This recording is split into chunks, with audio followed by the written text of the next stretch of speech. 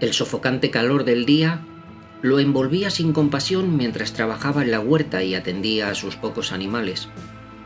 Entonces le sobrevino otro incontrolable ataque de tos. El pañuelo que sacó del bolsillo del pantalón ya estaba muy manchado de sangre. Aún así, se lo llevó a la boca. Más sangre, como si su cuerpo ya no pudiera contenerla. Arrojó al suelo el azadón y con paso cansado cruzó los pocos metros que lo separaban de la casa. Dejó la puerta principal abierta de par en par, y un perrillo de color blanco y canela que venía detrás de él aprovechó para colarse dentro. Francisco fue hasta la palangana que tenía junto a la cama, y tras comprobar que todavía había en ella algo de agua, se refrescó el rostro y la cabeza. Tenía que buscar una solución, se dijo mientras se miraba en el viejo espejo colgado en la pared. Don Pedro, el doctor del pueblo, no le daba ninguna solución, y él no podía continuar así. Pero tuvo que volver al trabajo. El campo y sus animales no podían esperar. Había que atenderles. Ese mismo día, al atardecer, cuando bajó al pueblo a tomar un vino y olvidarse de todo durante un par de horas, le hablaron de alguien que sí podría ayudarle. ¿No conoces a la Agustina?, le preguntaron en un tono más bien bajo.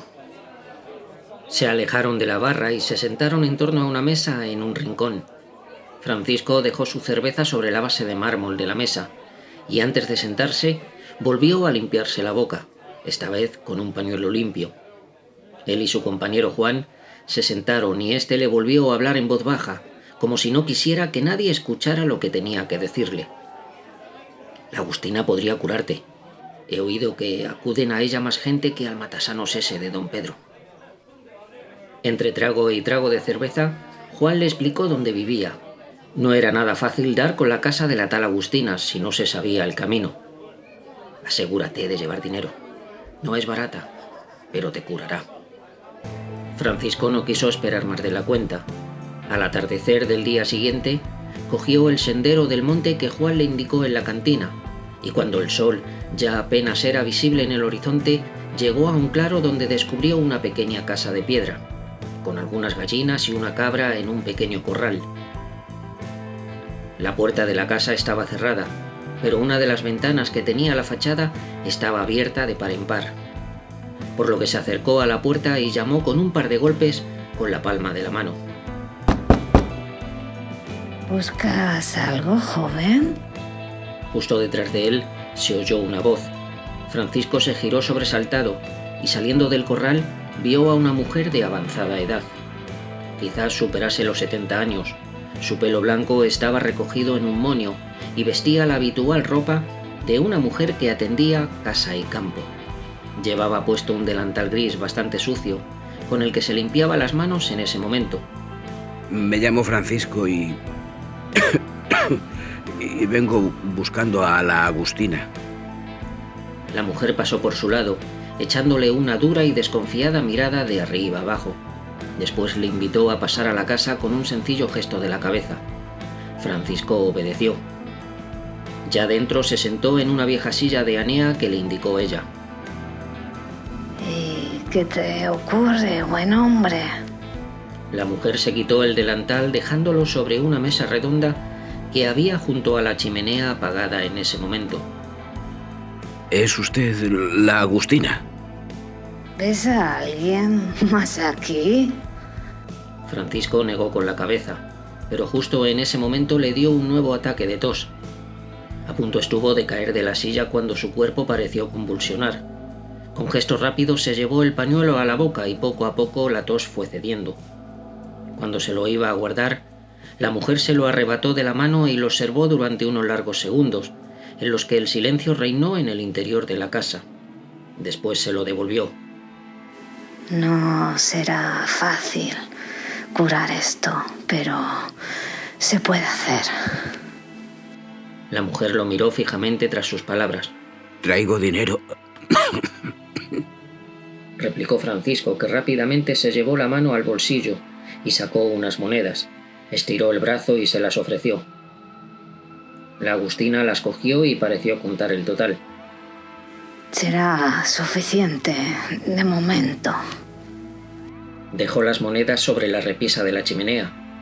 Durante unos segundos permaneció de espaldas al hombre, quien aguardó en silencio sin perderla de vista. Poco después la mujer se volvió y lo miró a los ojos. Si quieres quitarte ese mal que te está matando, deberás beber la sangre caliente de un niño y untarte su manteca como ungüento. Francisco la miró impertérrito. Entre sus manos todavía sostenía el pañuelo manchado de la sangre del último ataque. Pero, ¿cómo consigo eso? Agustina mostró una ligera sonrisa. El domingo al anochecer trae más monedas.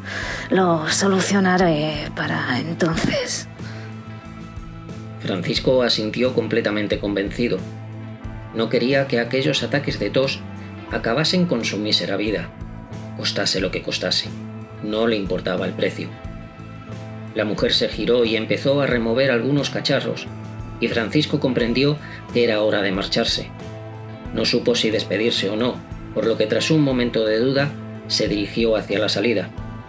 Francisco, ni una sola palabra, o esa sangre del pañuelo te matará más rápidamente que yo. Amenazó a Agustina sin girarse. No, descuide. Fue su corta respuesta antes de desaparecer por la puerta. Tal y como le había dicho a Agustina, el domingo al anochecer regresó a la casa de la mujer con la misma cantidad de monedas que la primera vez. Volvió a llamar a la puerta con un par de golpes con la palma de la mano. Al entrar, descubrió que no solo ella lo aguardaba, sino que sentados en un par de sillas había otros dos hombres. A ambos los reconoció enseguida. Estos hombres eran el tonto, un peculiar personaje que sobrevivía en el pueblo gracias a la caridad de sus gentes y de esporádicos trabajos limpiando granjas, aunque esto último en menor medida. Nadie lo contrataba porque mentalmente no era muy estable. Y el segundo era Paco el barbero, a quien había visto alguna que otra vez en el bar. Por un momento, Francisco no supo qué decir. Ambos hombres lo miraron en silencio desde sus sillas y él desvió la mirada hacia la mujer. Traigo el dinero que me dijo. Agustina cogió las monedas que Francisco le entregaba y cuando las contó se las guardó en uno de los bolsillos del mandil que llevaba puesto.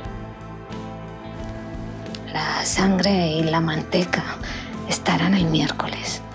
Pasada la medianoche, vuelve y asegúrate que nadie te siga. Francisco asintió con la cabeza ante la orden de la mujer y después miró a los dos hombres que permanecían en silencio en las sillas. ¿Estos qué hacen aquí? Quiso saber Francisco. Hasta el miércoles, sentenció Agustina. Francisco volvió a mirar a los dos hombres. Paco el barbero le hizo un sutil gesto con la mano derecha en forma de despedida. Acto seguido, agachó la mirada y salió de la casa de la Agustina. No quería saber nada, solo quería curarse. Entre la oscuridad, que ya empezaba a dominar todo a su alrededor, cogió el sendero y se alejó con un paso bastante rápido. El niño, de nombre Bernardo, tenía 7 años. En junio ya hacía calor, por lo que vestía un pantalón corto y una camisa azul. El atardecer del martes, mientras jugaba en la parte de atrás de su casa, junto al corralón donde su familia guardaba las gallinas y los cerdos, y apenas faltando algunos minutos para la cena, Paco el barbero y el tonto aprovecharon que el niño estaba solo y lo introdujeron en un saco viejo de arpillera de yute. El niño forcejeó e intentó chillar, pero el tonto golpeó el saco con el puño y el niño enmudeció. Corriendo, se alejaron hasta que quedaron protegidos por la espesura del monte bajo que abundaba por la zona. Allí les aguardaba un carro tirado por una mula.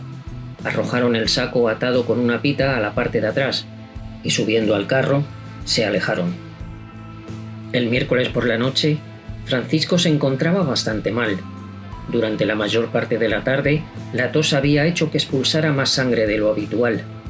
Desde el lunes por la mañana, su mente no había podido estar todo lo tranquila que hubiese deseado. Lo inquietaba la idea de lo que podían hacer para conseguir la sangre de un niño. Si pasaba algo malo, Yo no tendría ninguna responsabilidad. se dijo mientras se afanaba en el trabajo. Él no iba a hacer nada malo, ni daño a nadie. Lo que pudiesen hacer la Agustina y aquellos dos hombres no era asunto suyo. Y con esos mismos pensamientos, que le acompañaron hasta el anochecer del miércoles, llegó a la casa de la mujer. Pero antes de entrar, ella salió a su encuentro portando en su mano izquierda un quinqué, iluminando su rostro cansado. Le hizo una señal a Francisco para que la siguiera, y ambos continuaron caminando por un sendero a la derecha de la casa. Anduvieron un par de kilómetros en línea recta, hasta llegar a un pequeño puente de piedra. Lo cruzaron, y poco después fueron a dar con una pequeña cabaña abandonada y medio camuflada entre los árboles. Accedieron al interior, donde esperaban el tonto y Paco el barbero. Sobre una vieja mesa de madera había una vela encendida, que junto al quinqué de Agustina iluminaba todo alrededor bastante bien. Entonces Francisco vio algo que hizo que su corazón se acelerase. En un rincón, cubierto casi por completo por un par de viejos sacos, descubrió lo que supo que era el cuerpo de un niño, pues los sacos no lo cubrían del todo. Sobre la mesa, junto a la vela, había también un vaso grande de cristal lleno de lo que sin duda alguna era sangre del niño, y al lado una palangana cubierta con un trapo. Seguramente, pensó Francisco, bajo aquel trapo estaba la grasa para untársela como ungüento. Yo lo que quiero es curarme. Se dijo recuperando un poco la compostura tras ver el cadáver del niño e imaginándose lo que habían hecho con la pobre criatura. Él no había hecho nada malo. Siguiendo las indicaciones de Agustina, se bebió la sangre de un solo trago y durante unos minutos tuvo que aguantar las ganas de vomitar. Después, cogió la palangana con la grasa del niño en su interior y salió corriendo de la cabaña.